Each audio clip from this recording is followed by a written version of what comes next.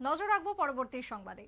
এবার ট্রেনের টিকিটে থাকছে না কোনো ওয়েটিং লিস্ট, তাহলে সেই জায়গায় কি আসবে প্রশ্ন। কারণ এই মুহূর্তে যাত্রীদের সুবিধার্থে রেলের একাধিক পদক্ষেপ। কয়েকদিন আগেই আমরা দেখছিলাম যে রেলের দাম বা ভাড়া কমানোর দিকে একটা চিন্তা ভাবনা রয়েছে। টিকিটের দাম 50% পর্যন্ত কমতে পারে। আবার সেই তালিকাতে আরো একটি নতুন সংযোজন, যে ওয়েটিং লিস্ট থাকছে না, যাত্রীদের সুবিধার্থে টিকিটে আসছে বড় সড় বদল।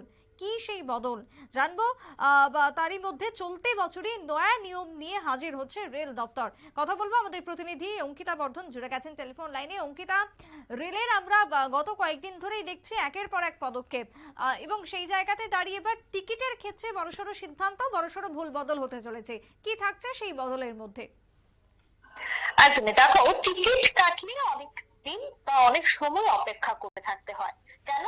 কনফার্ম হয় না, বা ওয়েটিং লিস্টে দীর্ঘ লাইন থাকে, যার জন্য অনেকেই সমস্যার মুখে পড়তে হয়। তাই এই গোটা বিষয়কে চিন্তা করে এখন রেল দপ্তর একটি সিদ্ধান্ত নিতে চলেছে বা একটা পরিকল্পনা করছে বলেই আমরা সূত্র মারফত খবর পাচ্ছি। তা হচ্ছে, ভারতীয় রেল এবার ওয়েটিং লিস্টে যে সিস্টেম, সেই সিস্টেম তুলে নেওয়ার পরিকল্পনা করেছে। আর তাতেই সুবিধে পাবে এবার কোটি কোটি যাত্রীরা।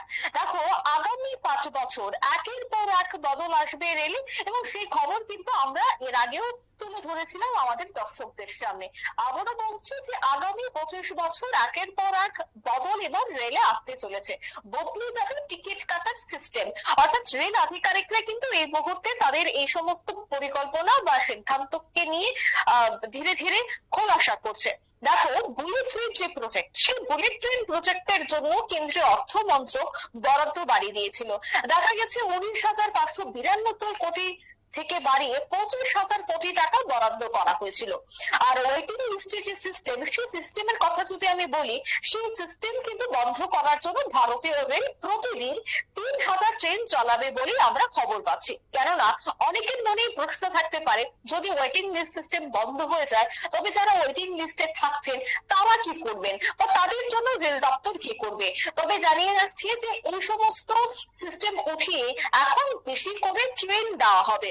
ইতিমধ্যে 3,000 ট্রেন চালানোর সিদ্ধান্ত নেওয়া হয়েছে। বাজেটে সেই মতো টাকাও বরাদ্দ করা হয়েছে। দেখো, 8 লক্ষ কোটি টাকা বাজেট এই মুহূর্তে নেওয়া হয়েছে নতুন ট্রেনকে কেন্দ্র করে। আর 7 থেকে 8,000 যে পুরোনো ট্রেনগুলি রয়েছে, যেগুলো ইতিমধ্যে চলে না বা ভঙ্গুর অবস্থায়, সেগুলিকে পাল্টে ফেলা হবে। আর নতুন করে তাদেরকে আবার বিভিন্ন যন্ত্রপাতি দিয়ে তাদেরকে নতুন করে তৈরি করা হবে। অর্থাৎ পুরোনো ট্রেনকে মডিফাই করে নতুন ভাবে এবার ট্রেন তৈরি করে সেই ট্রেনগুলি কিন্তু চালানো হবে। প্রতি ট্রেনের গতি কমপক্ষে 50 কিমি প্রতি ঘন্টায় বাড়ানোর ব্যবস্থা করছে রেল দপ্তর। আরেকটা বিষয় দেখো, ভারতীয় রেল যে অমৃত ভারত স্কিম, সেই অমৃত ভারত স্কিমের আওতায় 1,309টি স্টেশন নতুন করে সাজানোর পরিকল্পনা গ্রহণ করেছে রেল দপ্তর। বিশেষ করে ট্রেনের যে পুরোনো কামরাগুলো থাকে, সেগুলিকে বদলে কিভাবে নতুন আধুনিক ছোঁয়া আনা যায়, তার জন্য কিন্তু একাধিক প্রকল্প, একাধিক পদক্ষেপ। 250 কিমি প্রতি ঘন্টার বেগে ছুটবে এমন 1,000 ট্রেন চালানোর সিদ্ধান্ত এই মুহূর্তে জানা যাচ্ছে না, আমরা সূত্র মারফত খবর পাচ্ছি।